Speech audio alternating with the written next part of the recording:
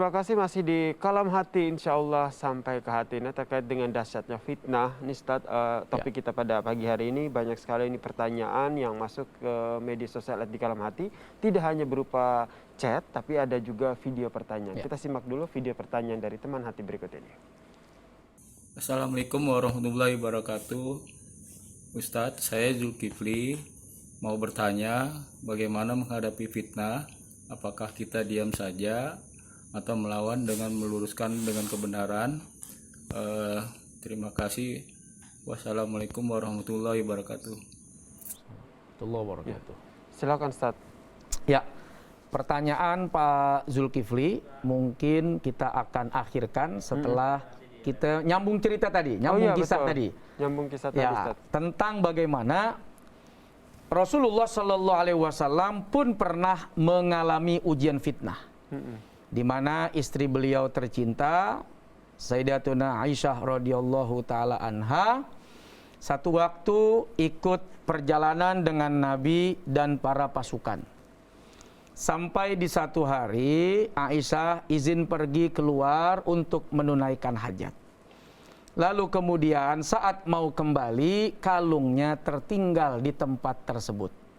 Sampai para pengawal tidak tahu, dia pikir Sayyidatuna Aisyah sudah naik di atas tunggangan onta itu. Ya, orang-orang dulu kan nggak berani nanya, nggak berani negor. Ready? Udah atau belum? Nggak berani karena istri Nabi. Dan orang-orang dulu itu, Aisyah bercerita, usianya masih belia, badannya masih ringan, berat badannya masih standar, sehingga mereka bopong itu, perjalanan itu, kendaraan dipikir sudah ada di dalam. Padahal Aisyah ketinggalan. Sampai akhirnya dia kembali ke tempat di mana pasukan itu berada saat standby di awal, berharap pasukan-pasukan yang merasa bahwa ada yang janggal balik lagi ke tempat itu. Ditunggu sampai satu malam, kok nggak muncul-muncul. Tiba-tiba ada satu pasukan yang menyisir. Biasa kalau tentara itu kan ada pasukan terdepan, pasukan tengah, sama pasukan penyisir paling belakang. Nah, itu sahabat bernama Sofwan bin Mu'attal melihat ada istri Nabi SAW, kaget, innalillahi wa inna ilaihi raji'un, kok bisa begini kejadiannya, ada apa? Jadi tolong istri Nabi. Sampai akhirnya orang-orang munafik melihat kejadian ini menyebarkan fitnah. Wah, Aisyah habis jalan sama Sofwan. Wah, dari mana tuh dia berdua? Menyebar. Menyebar berita ini. Karena orang munafik melihat target ya untuk dijadikan objek fitnah, disebarkan. Sampai kemudian Nabi Shallallahu Alaihi Wasallam terdiam. Apa yang mesti dilakukan? Berharap Allah turunkan ayat klarifikasi. Nah, ini saya akan sambungkan nanti seperti Pak Zul tadi. Ditunggu beberapa hari, turunlah surat An-Nur. Kita bisa cek dari ayat pertama sampai ayat ke-11 bagaimana Allah mengklarifikasi berita bohong itu. Yaitu yang disebut sebagai hadithul ifki. Cerita palsu, berita bohong yang disebarkan oleh orang-orang munafik untuk mencederai kehormatan Nabi Shallallahu Alaihi Wasallam dan keluarganya. Artinya jawaban bagi pertanyaan Pak Zul ini, kalau saudara difitnah, maka saudara klarifikasi. Jangan diam. Karena Allah memberikan klarifikasi langsung terhadap berita yang menyebar. Bahwa apa yang dituduhkan tidak seperti itu. Aisyah ini adalah perempuan suci. Mereka ini orang-orang munafik sebetulnya adalah kaummu sendiri. Tapi mungkin di hatinya ada benci, ada hasad, ada ketidaksenangan, ketidaksukaan. Sehingga kemudian dengan mudah melontarkan fitnah. Bahkan kepada Nabi dan keluarganya yang suci. Artinya orang yang difitnah itu tahan sejenak. Nah, dari kisah Nabi ini Nabi menahan.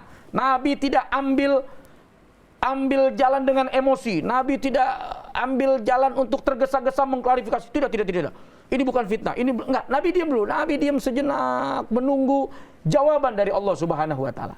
Artinya kalau kita difitnah, maka kita tenangkan dulu diri ini. Ditenangkan diri ini, rileks, Jangan sampai ke bawah emosi ya. jangan sampai ke bawah emosi sehingga yang keluar nanti dari lisan kita bisa jadi ngawur, bisa jadi ngaco, malah tidak tertib. Tenang, sabar, sampai kemudian tepat pada waktunya Anda klarifikasi fitnah itu. Hadirkan bukti-bukti, hadirkan fakta-fakta yang bisa jadi menyangkal apa yang difitnahkan orang kepada Anda. Nah, itu jawaban.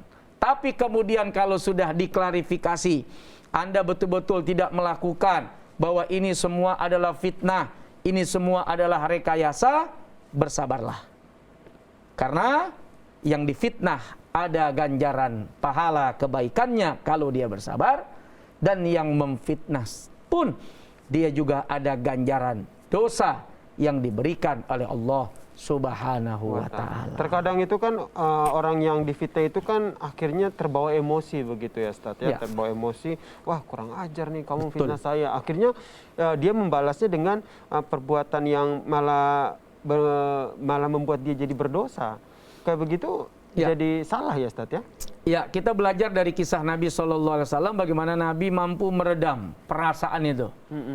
Nabi mampu meredam keadaan yang Masya Allah amat sangat, ini dahsyat ini. Bagaimana Nabi mulia, maksum, keluarganya pun demikian, tiba-tiba datang fitnah itu. Tapi Nabi tidak tergesa-gesa, Nabi tetap tenang. Sampai kemudian datang wahyu, karena cuma Allah yang tahu kan. Keadaan bagaimana sebelumnya saat berjumpa dengan Sofwan bin Mu'attal, tidak tahu. Nggak ada saksi, nggak ada yang lihat. Orang semua memberitakan begini.